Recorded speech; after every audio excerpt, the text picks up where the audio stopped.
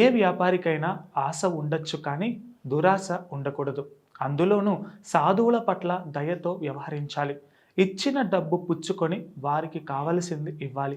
అంతేగాని సాధారణ ప్రజలతో ప్రవర్తించిన విధంగా దురుసుగా కటువుగా ప్రవర్తిస్తే దాని వలన కలిగే ఇబ్బందులతో సతమతమవ్వాల్సి వస్తుంది.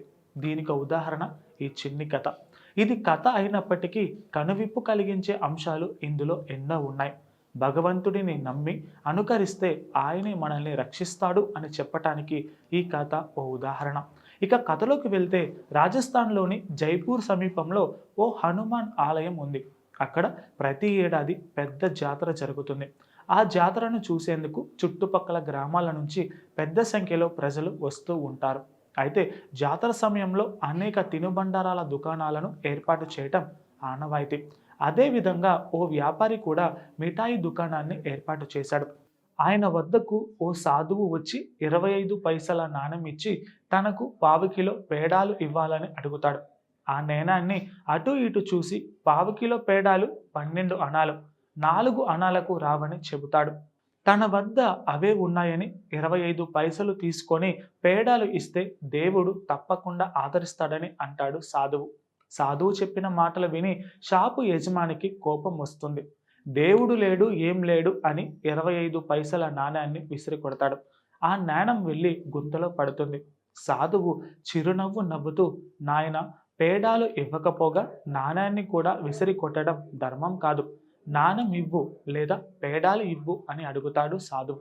మిఠాయి యజమాని మరింత కోపంతో, 2 ఇవ్వను, ఏం చేసుకుంటావో చేసుకో అని కోపంగా గద్దిస్తాడు. సాధువు నవ్వుతూ వెళ్ళి ఆ జాతరలో ఉన్న ఓ బండరాయిపై కూర్చుంటాడు. మిఠాయి యజమాని వ్యాపారం జోరుగా సాగుతుంది. సాయంత్రం అయ్యేసరికి 490 రూపాయలు సంపాదిస్తాడు. అయితే మరో 10 రూపాయలు సంపాదిస్తే 500 రూపాయలు వస్తాయి కదా. దుకాణం కట్టేసేలోగా ఎలాగైనా మరో 10 రూపాయలు సంపాదించాలని అనుకుంటాడు. జాతరకు వచ్చిన వినియోగదారులను ఆకర్షించడం మొదలు పెడతాడు. డబ్బు లెక్కేసి ఓ సంచిలో పెట్టగా ఎక్కడ నుంచి వచ్చాయో తెలియదు. 4 బలమైన కోతులు అక్కడికి వస్తాయి. రావడంతోనే ఆ దుకాణం యజమాని చేతిలోని సంచిని లాక్కుంటాయి. మరో కోతి పేడాలను లాక్కుంటుంది.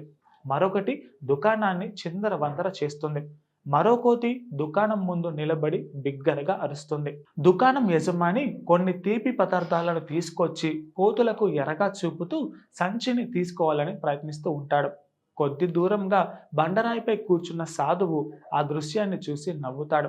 జరిగింది అర్థం చేసుకున్న దుకాణం యజమాని పరుగు పరుగున వచ్చి సాధువు కాళ్ళపై పడతాడు.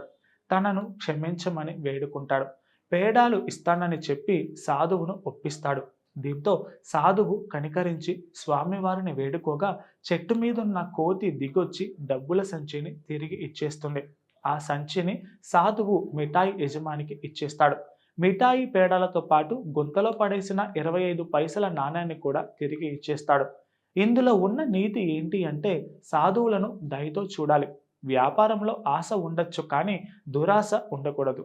Please subscribe to the channel and download the Politicos app from the links in the description.